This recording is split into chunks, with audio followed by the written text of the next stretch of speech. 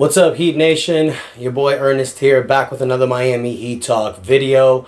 Hope everybody's having a beautiful day, you guys. Wanted to jump on here to talk to you guys a little bit.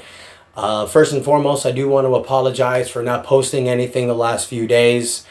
There's a reason why. I didn't post anything after the Miami Heat's loss against the Cleveland Cavaliers back on Friday. Not because I didn't want to talk about the loss, you guys. You guys know me. When the Heat lose, I'm here. I'll take it in the chin. You know, we lost that game. Time to move forward. Unfortunately, on Friday, you guys, the family and I suffered another devastating loss. For those of you guys that don't remember, 3 months ago, we lost our family dog, Russell. It was really hard for us, but we were moving on. Then on Friday, unfortunately, our cat, Sebastian, he just basically fainted. So we took him to the vet. Turns out he was a lot sicker than we thought. Couldn't breathe on his own without oxygen, and we had to let him go. That's the short story. I don't want to give you guys a run around on exactly what happened. And for those people that are thinking, hey, it's just a cat, that's a terrible way to think, first and foremost. But for those of you guys that don't remember, you know, our animals are basically our children. You know, animals are a lot different for a lot of different people. Some people just see them as pets. Others see them as family members. Others see them as children. Doesn't matter how you want to see a pet or a person. When you lose someone, it's tough. And it's been really hard on us. Not just myself, but for my 5-year-old daughter. You know, she doesn't really understand death. So when Russell passed a few months ago, it took a while for her to get over it. You know, she still cries about it to this day. But then we lost Sebastian on Friday, and that just hit her even harder. So it's been rough for the household. So I want to take a moment to say thank you guys so much for your undivided patience. I know a lot of you hit me up back when my dog passed, and I know a lot of you beautiful people are going to hit me up with this video as well. So I do want to say thank you for those that'll wish me and my family prayers and love. But I'm going to be honest with you guys. The reason why I do this, the reason why I do this channel is not because I want to be successful only. Of course, you know, I want to make it in YouTube and I want to do other things in sports and stuff. But this is a way for me to escape the pain, because Sebastian was my boy. I've had him since he was 3 weeks old, a little baby, and he passed at 7. So early, and it sucks. Sebastian, I love you. But as we all know, guys, life is about moving forward. We can dwell on the past, but it's only going to eat us alive. So with that said, let's go rocking and rolling on another Miami Heat Talk adventure, shall we, guys? Sorry for that long speech, but it's not just for me, it's for y'all. If anybody's going through any difficulty like that, loss of a family member or a friend, you know, I'm here for you. It's tough. You know, we have comments to talk about these things. So if you guys are going through something, let me know, man, because maybe I can give you guys some positive influence, some words of wisdom. We're in this together. Life is crazy, and we're in this together. So let's have some fun now, you guys. Let's talk about Miami Heat basketball, because yesterday was incredible. The Heat defeated the Charlotte Hornets 116-114. You were getting a little worried because Charlotte made that nice fourth quarter run. They scored 37 points in the fourth quarter, so you thought they were going to make a little comeback, possibly win the game. The Heat shut them down. So that's a positive, you guys. The negative is you win by 2 points against Charlotte. Charlotte's a team that the Heat should be decimating. But the fact that we don't have Bam Adebayo and Tyler Hero, you guys, you know, it's like I said before when they've been out. We just got to ride this. We got to ride this wave. We got to continue to keep ourselves above 500. And when we get Bam Adebayo and Tyler Hero back, Eric Spoelstra is going to figure this out. Some guys you got to give flowers to yesterday. First and foremost, the player of the game. I know people will say Himmy. I know people will say Duncan. I'm giving player of the game to Kevin Love. Kevin Love last night plays the backup center, coming off the bench for Orlando Robinson. He gives you 21 minutes, 7 for 11 from the field, 19 points, 6 rebounds, 4 for 8 behind the three-point line. Kevin Love is that veteran presence that we not only are glad to have, but that we need moving forward.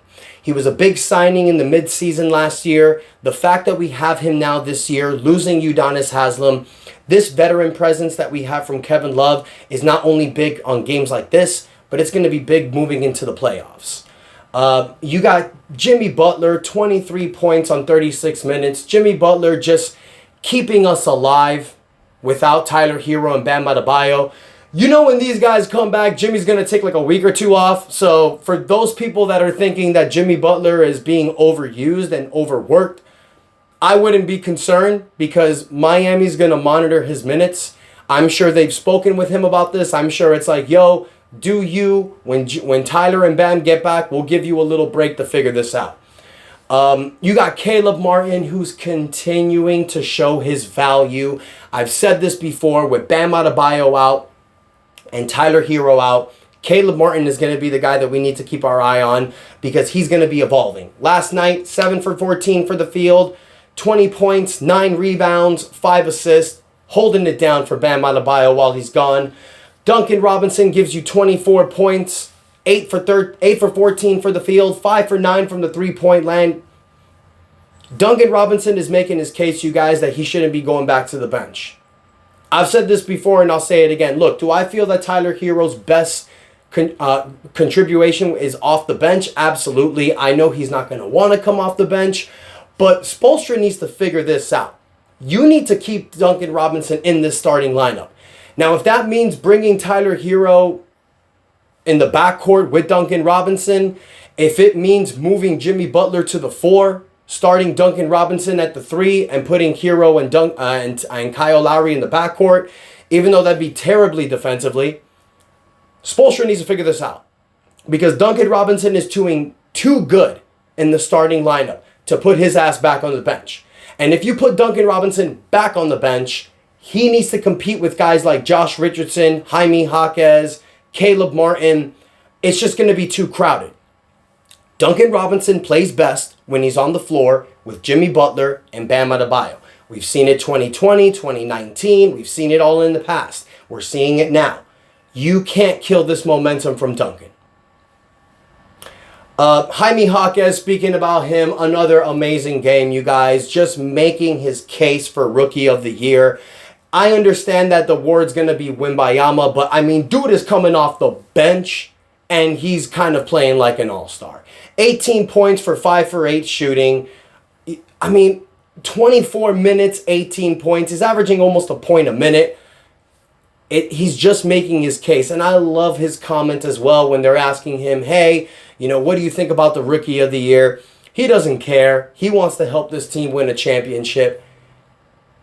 Just showing what a perfect match it was for Jaime Jaquez to be drafted to the Miami Heat.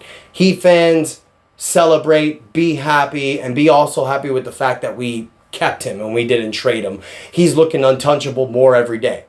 Now, here's the funny thing. We got a back-to-back against Charlotte tomorrow. The last time we had a back-to-back against a team that we easily should have beaten was Chicago. We lost one of those games.